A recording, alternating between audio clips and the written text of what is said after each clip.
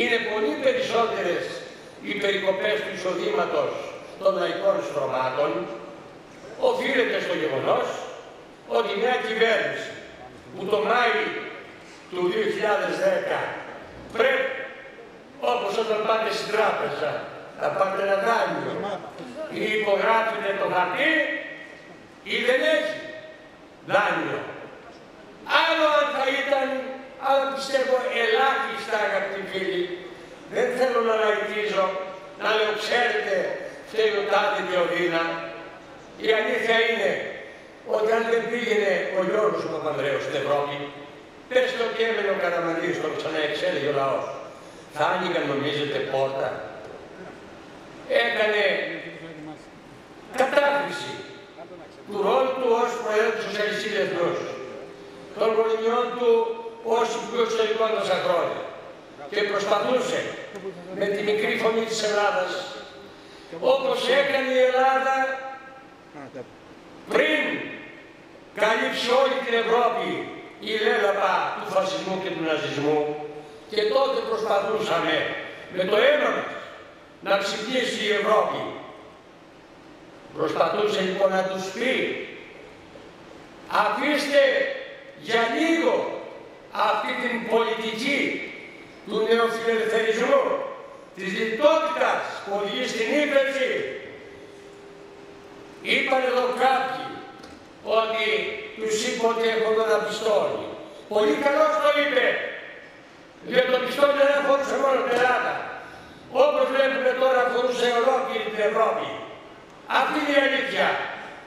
Και όταν τον υποχρέωσαν σε παραίτηση, και ως μόνη διέξοδο είχε να απευθυνθεί στο λαό με το ερώτημα, θέλεις να μείνουμε στην Ευρώπη ή να βρούμε? Αυτοί και εξ αριστερών και εκ δεξιών που ξεσηκώθηκαν και που συνήθως λένε να ρωτάτε ο λαός, θυμάστε τι έκαναν. Και λυπάμαι γιατί και μέσα στη βορική ομάδα του Πασόκ υπήρξαν συνάδελφοί μου, όχι σε παρακαλώ, απλώς έτσι νόμιζαν και μάλιστα, εγώ είπα, αύριο έχουμε ονομαστική ψηφοφορία στη Βουλή για ψήφο εμπιστοσύνη. Ας πάμε εκεί και παρατήστε το μετά. Τώρα φαίνεται αυτή τη στιγμή, μ' αν εξευτελιστεί αυτός, ξεφτελιζόμαστε όλοι. Σημαίνει ότι κάποιοι μας βάζουν να φορτώσουμε στον Γιώργο Παπανδρέου, που δεν τον απαλλάσσω από λάθη να ζυμούμεθα. Μην θεωρήσετε αυτά ότι είναι απόφαση απαρατηγή. Έχει ευθύνες, αλλά με ενοχλεί να διαβάζω σήμερα ότι είχε, λέει, εγκληματικές προθέσεις. Ναι, δεν θέλω να ταυτίζω προσωπικότητες άλλου αιώνα, άλλων αιώνων και άλλης κατεύθυνσης, αλλά να λέτε στα παιδιά σας, φίλες και φίλοι, να διαβάζουν την ιστορία της χώρας. Θα μάθουν τότε πολλά. Θα μάθουν πώς στον σταθμό της Λιών, όταν επέστρεψε ο ελεύθερος Βενιζέλος με την Ελλάδα των 2 Υπήρων και των 5 θαλασσών, 2 τυφλοί από πάθος, αξιωματικοί, πήγαν να τον δολοφονήσουν. Και εδώ εκεί είναι που είναι το άγαλμα του Κωνσταντίνου, εκεί είχε γίνει από την Εκκλησία το ανάθεμα και βάζανε το λαό να πηγαίνει να ανοίγει μια πέτρα και να λέει ανάθεμα στον προδότη. Αυτή είναι η μοίρα, και βέβαια το τονίζω, διότι πραγματικά δεν θεωρώ ότι ο Γιώργος Παπανδρέου είναι ένας ελευθερός, να εξηγούμεθα. Δεν είναι ούτε ένας Ανδρέας Παπανδρέου. Έπρεπε όμως να αναγνωριστεί, και εγώ το αναγνωρίζω, ότι πίστευε ότι έχει μια αποστολή και την πλήρωσε αυτή την αποστολή. Αυτή είναι η αλήθεια. Να θυμάστε σήμερα αυτό που θα δοθεί από πολλά χρόνια. Ή θα παραιτηθείτε ή ο Σαμαράς θα δηλώσει ότι αν γίνει η κυβέρνηση θα συνεχίσει αυτά που έχουν συμφωνηθεί, αλλιώτικα πέμπτη δόση δεν έχει και θα γυρίσει στην Ελλάδα για να πείτε στο λαό ότι είπε ο Χαρίλαος Κυρκούπης, ο οποίος, όπως ξέρετε από την ιστορία, είπε το δυστυχώς εποχεύσαμε, αλλά την πρόθεση, όπως συνέβη τώρα με τον Καραμανλή και τη Νέα Δημοκρατία, την είχε πραγματοποιήσει ο Δελιγιάννης. Και ήρθε ο Κυρκούπης προσπαθώντας να σώσει και εκείνος παρέλαβε μια βόμβα. Αυτή είναι η ιστορική αλήθεια. Και είπε, και έχει μείνει ιστορικά, ότι ο Κυρκούπης είπε δυστυχώς εποχεύσαμε. Κανένας δεν ξέρει το Δελιγιάννη, διότι εκείνος σαν τον Καραμανλή έβαλε φερμοάρ και είναι πρόκληση πραγματικά.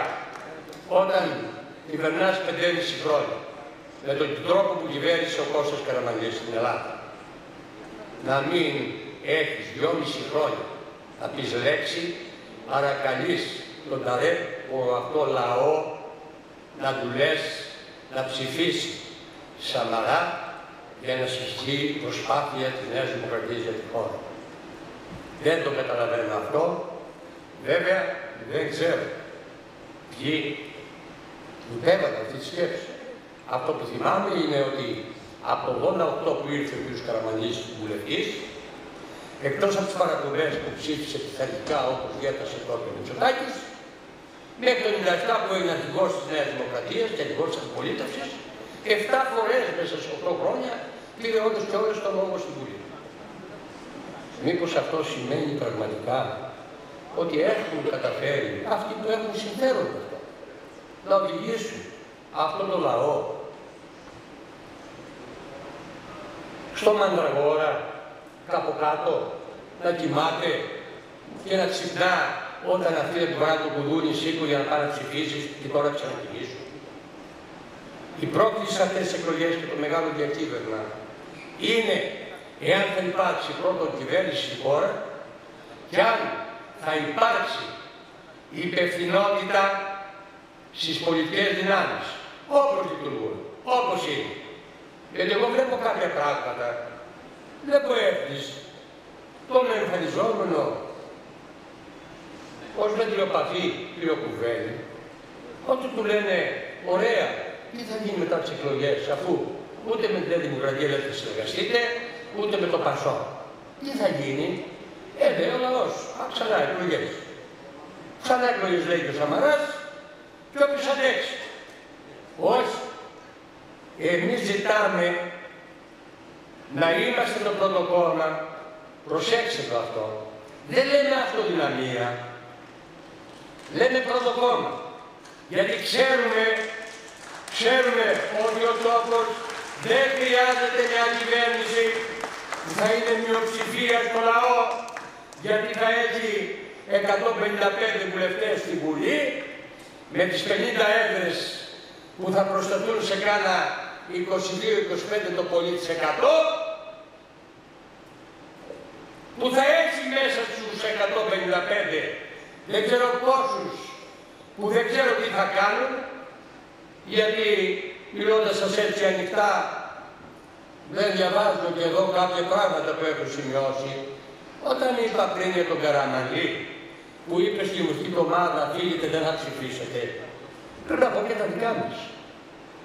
Και εμείς είχαμε μετά κάποιες ψηφοφορίες, και αυτές τις μυστικές, ο Παπανδρέου, ο οποίος δεν είχε και την οτροπία της ενός ανδρός αυτής. Δυστυχώς, η πράξη των περιαυτών έδιναν αυτό το αποτέλεσμα. Και είδα και κατά καιρούς, πολλοί έδιναν στα κανάλια, τους στέλνανε τελεσίγραφα, κάποιοι που τώρα έχουν κάνει ελαφρά πληματάκια, αλλά τους είχε κάνει βουλευτές επικρατείες.